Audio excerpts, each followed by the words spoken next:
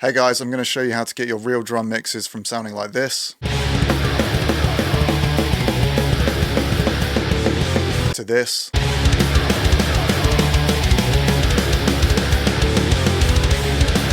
With no mixing, no EQ, no compression, literally just some Slate Trigger TCI files and a bit of balancing. So if you're just getting started as a mix engineer and you're using real drums, not programmed drums, I highly recommend getting Steven Slate's Trigger plugin, or Trigger 2 as it is now.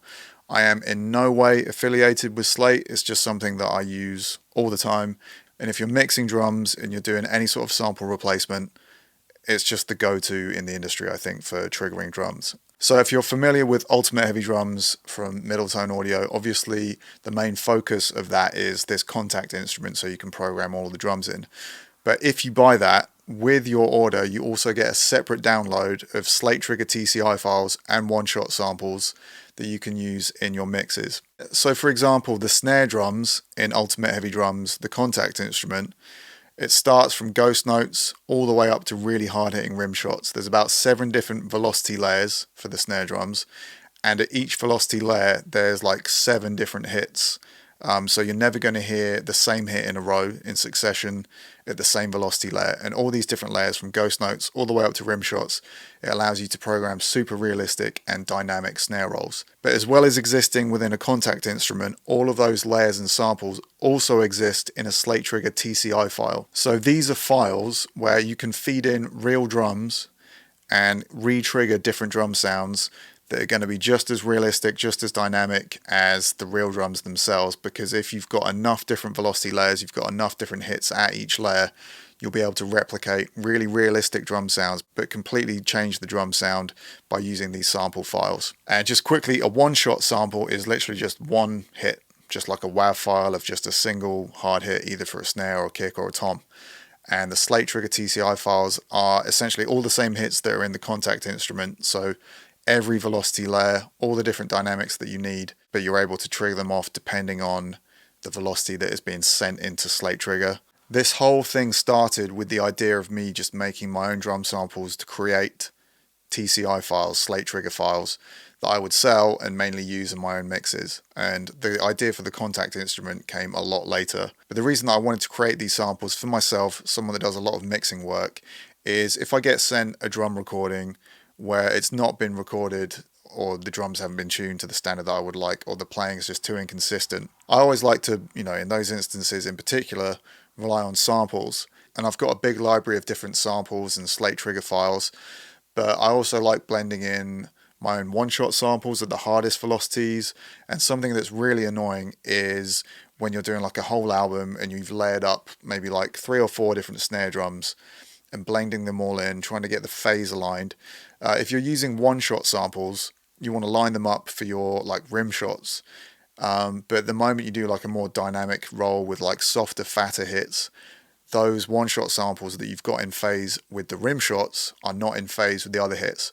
So I wanted to create samples that sounded mix ready, fully processed in the ways that I would like to process them in my mixes, and with one-shot samples blended in at the loudest velocities, so I didn't have to worry about phase aligning or how they would work or layering up loads of different samples. I can just use one singular TCI file to completely replace any drum in the mix and just have an instantly finished sounding mix. So that is where Ultimate Heavy Drums started, is just creating these Slate TCI files. If you're not familiar and you're getting into mixing, again, I'm not in any way affiliated, but I highly recommend checking out Trigger 2 for resampling drums. So I've loaded up the song Poison for the Lost by my band Silosis, and this is how the raw drums sound. The rest of the mix is a finished mix, so the bass, the guitars, also bear in mind the cymbals have been mixed. I'm just mainly focusing here on the kick, snare and the toms, and this is how it's sounding with the completely natural unprocessed drums.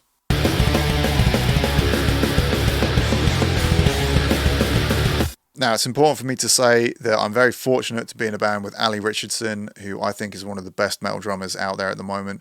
He's an incredibly consistent and hard hitter. So this is really high level playing. And before we get started, I'll just play the intro with the toms as well.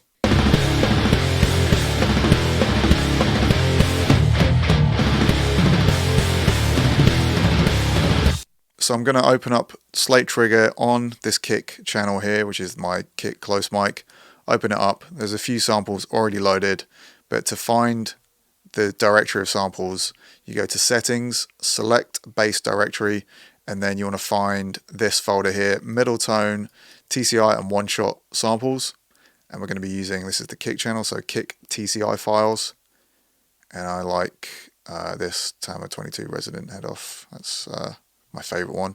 And you just click open, and then in the browser you can select the close mic, which sounds like this, or you could select the overhead mic, which sounds like this, or the room mic. Now obviously I've included these to give you some options, but I rarely find a use for triggering room samples for a kick in particular and the overhead mic, but I do use them in particularly for snare and toms. So a few things to note in Slate Trigger. There's this mix control here. So all the way down at 0, you're just hearing the real kick. Just going to mute that because I've already got this sample loaded in here, which I've got this one. All these others are muted with this M being orange. So I can start at 0 with the real kick and then bring in the sample.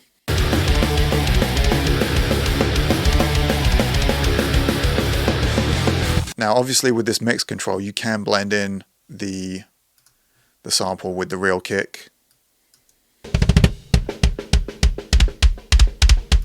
And there's a phase button here.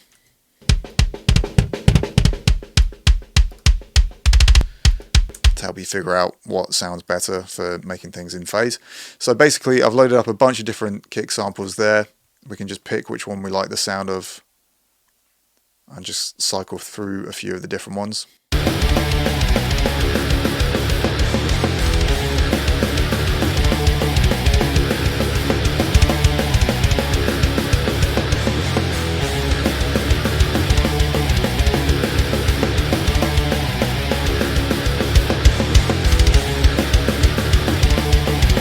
So as you'll see, you can see this is the sort of the level that's being fed into Slate Trigger, and I can control this with the volume control here. This is the volume input, or the input volume, and that's the output volume.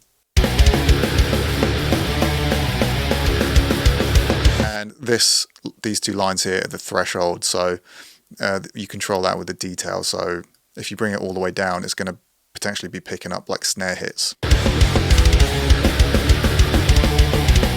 Whereas you don't want to be picking up these snare hits, so I'll set it somewhere like this.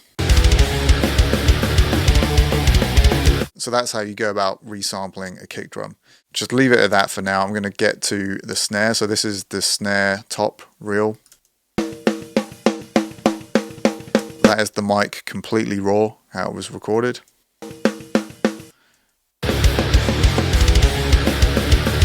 And this is obviously with a mix down at 0, and I've got a bunch of snare samples loaded up here. I've got the Gretsch bell brass lower tune snare and the overhead mic with it here, and I can blend that in to 100%. I've pitch shifted it down as well, just because I like the sound of it down a bit.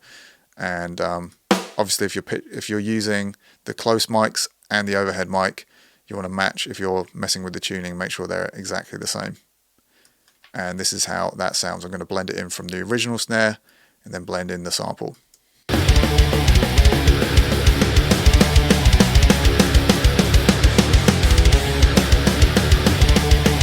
So as I said, these samples are the same samples from the Contact library.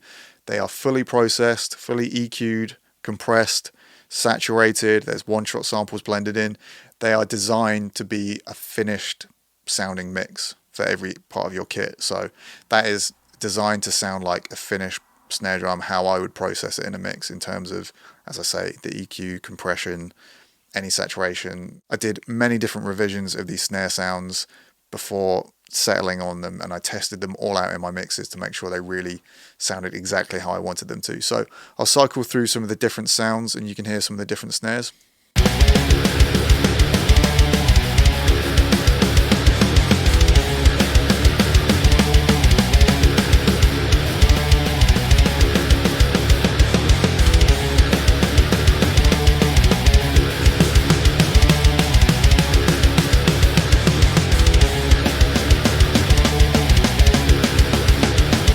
And the reason for the pitch shifting, I just was probably just having fun pitch shifting some of these samples down. Something that you can do is listen to your real snare.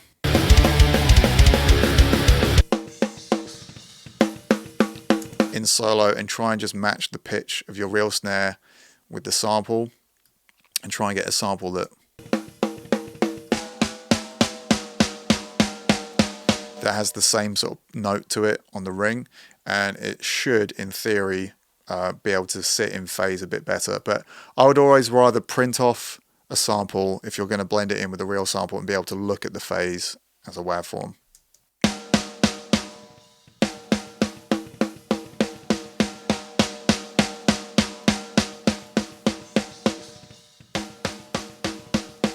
So with the phase control inverted there, it sounds more in phase.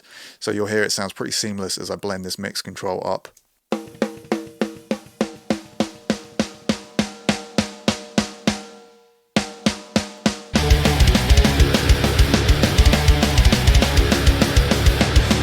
I actually do like to blend in, or at least load up, an overhead mic sample of my snares with the close mics. It's just good to experiment with. You can get some different sounds, a bit more kind of like that pop to the snare with the overhead mic blended in.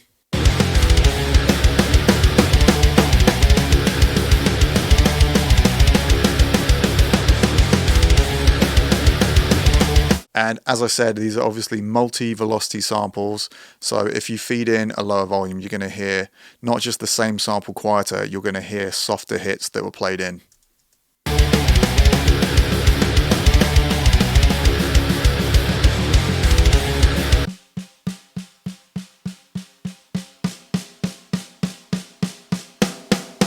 So if you weren't watching then, I was pulling up this volume control here, and you can hear me cycling through from ghost notes all the way to the hardest rim shots.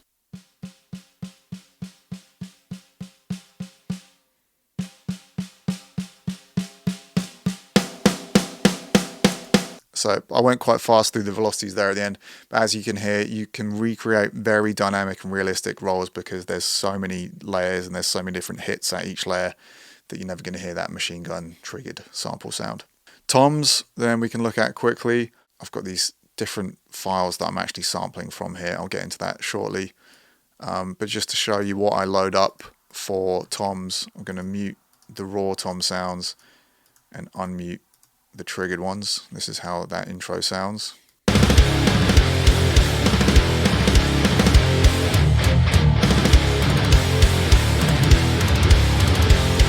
So let's check out one of the toms. So here I'm going to be triggering off this hit click sample. I'll get to that shortly. And for the toms, I actually put the room mics in with them quietly, partly lazy, but they're not as necessary. I don't like super loud toms in the room mics in my mixes, or just really loud room mic samples.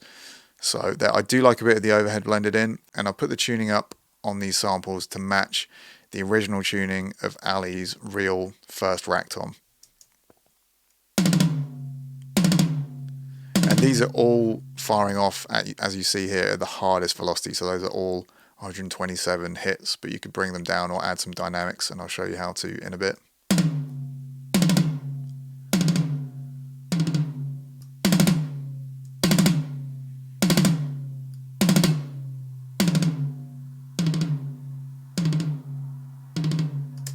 With the snare, I like to bring in a sample of the overhead mic to blend in with the close mics, just to give me some different options and just be able to blend that in. I don't normally put the room mic on the same channel though. So what I do for snare is I have a stereo track, because all these room mic samples and the overheads admittedly are stereo. I don't really need the overhead mic to sound stereo on these. So this is actually a mono track. So even though there is normally a bit of stereo width to the overhead snare sound, I'm on a mono track here. I'm just blending it in a bit for a different flavor. It doesn't really matter that it's not giving off a stereo vibe. Whereas with the room mic, I've made sure it's on a stereo track, and I'm just triggering off Gretsch, bell brass, low, rooms. Again, I've matched the pitch. I brought it down -14, and you can have a lot more control over the roominess of your snare sound.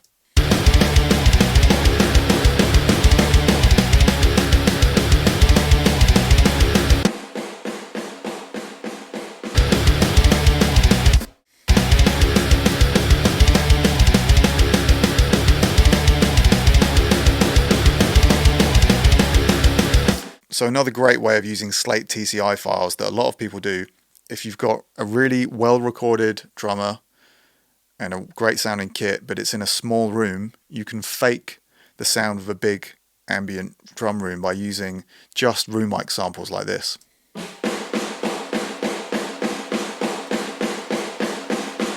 And you can get all the nuance of a real drum performance using no samples for the close mics, but just add in some like a nice studio vibe if you record it in a really small room and just like have more control over that ambience.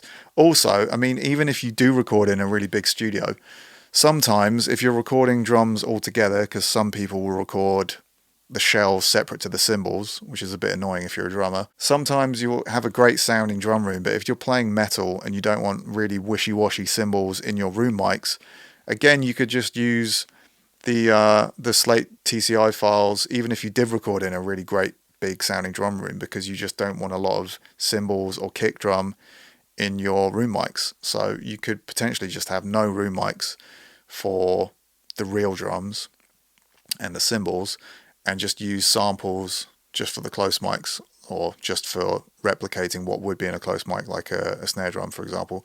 Use a snare room sample.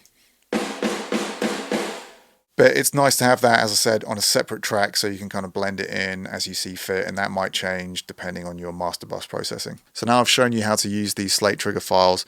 I'm going to tell you how I go about setting the velocities and how to kind of trigger these sounds and have as much control over them. So what I tend to do, which is something that I picked up off Scott Atkins, who co-produced the Solosis record with me, is I've got Slate Trigger here. I'm going to put the mix down to 0, and I'm going to be using these hit click files. I don't know if that's a term he coined or that's just the industry standard. So basically, it might sound kind of tedious or just adding more work in, but if you get your real kick drum track, you load up Slate Trigger, you could load up any sound that's like a really short blip, and you can create this type of thing by just using some of the settings here in Slate Trigger. So you can just bring the sustain and release right down. I was on the wrong channel then. So for example, on this kick here, have I got it soloed? Yep. And we're just going to listen to that.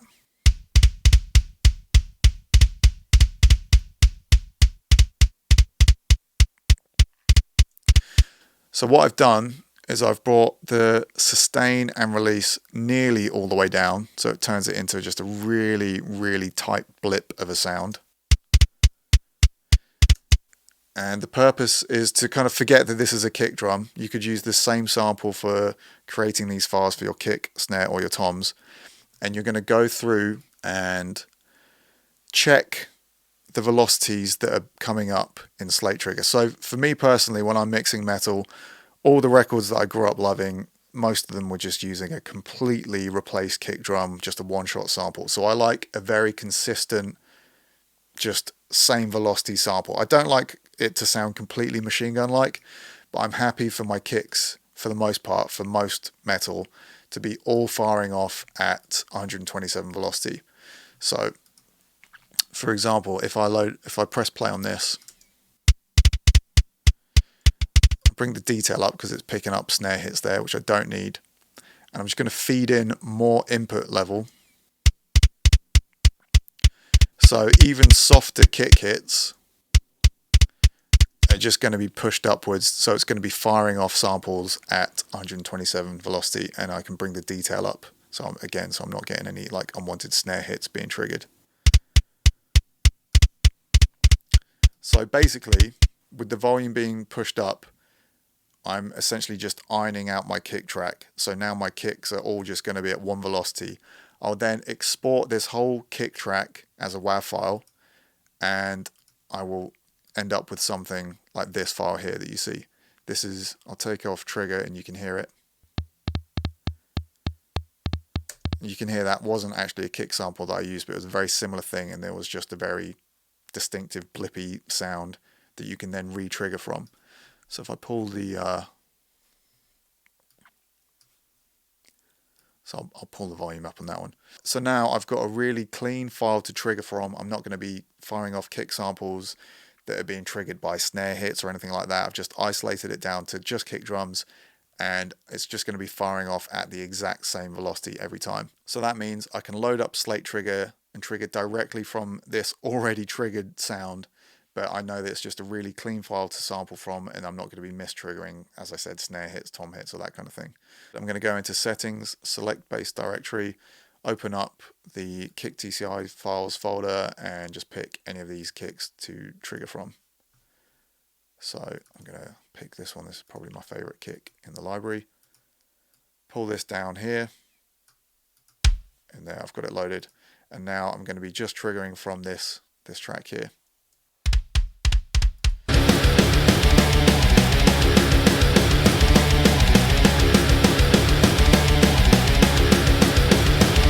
Now it doesn't matter how low I go on the detail here, I'm only going to be triggering just kick hits. So for the snare, as you can see, Ali is a very consistent hitter. This is all like fast thrash drumming, very consistent hits. But if you're going to sample from these, you're going to make sure that it's going to be keeping to the exact same velocity for like a verse, for example, or a chorus, and then you want the dynamics to come in on these snare rolls. So what I've done in Cubase is chop up this snare track, and I can have more control over what I'm feeding into it and creating one of these hit click files from. So in Cubase, it's really easy to chop a piece of audio out like this roll here and just gain it up just by pulling like that. So I can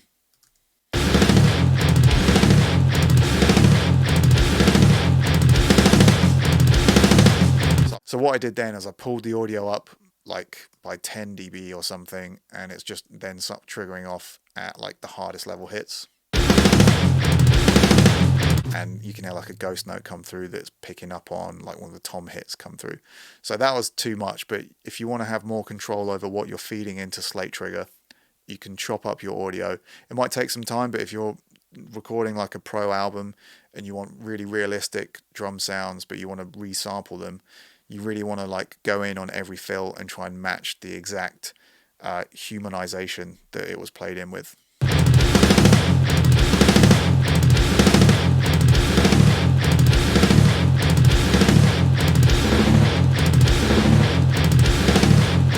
So as you might have seen then, I took off trigger to hear the real snare roll come through and made sure I was kind of matching the level that it was feeding into trigger.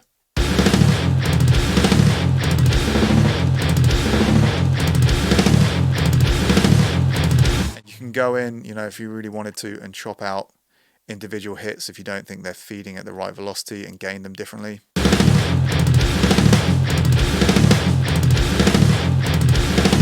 So obviously I went the wrong way then, just to show you. I pulled that up way too loud just to show you that you can have a lot of control over what you're feeding into trigger.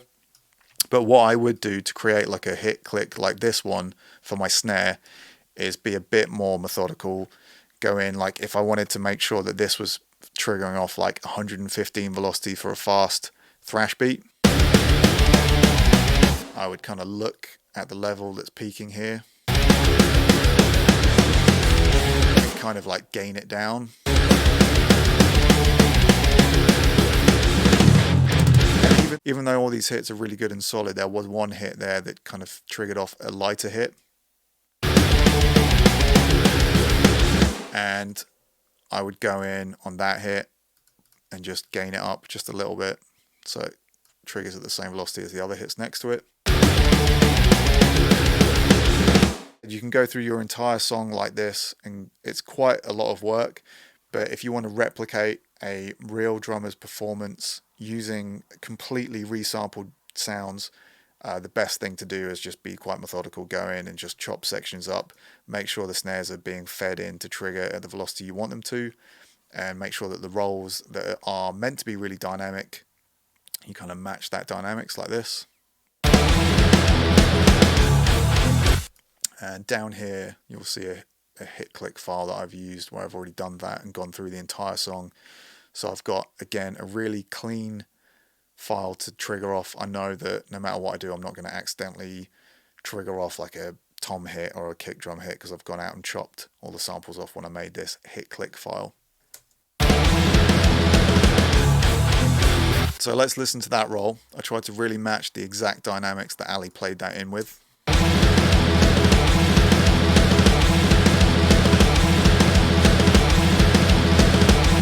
And again, this is what the file that I'm triggering from sounds like. So as I said, you could use things like a kick drum, anything that's just got a really easy to read bit of transient on the front end that you can feed into Slate Trigger and trigger from.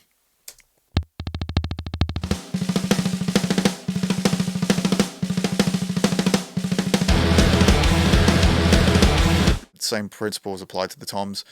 But if you are working with real drums, you're not super confident on your mixes with just relying on the raw tones and not blending in samples, definitely acquiring a library of Slate Trigger files is a great start for working with real drums.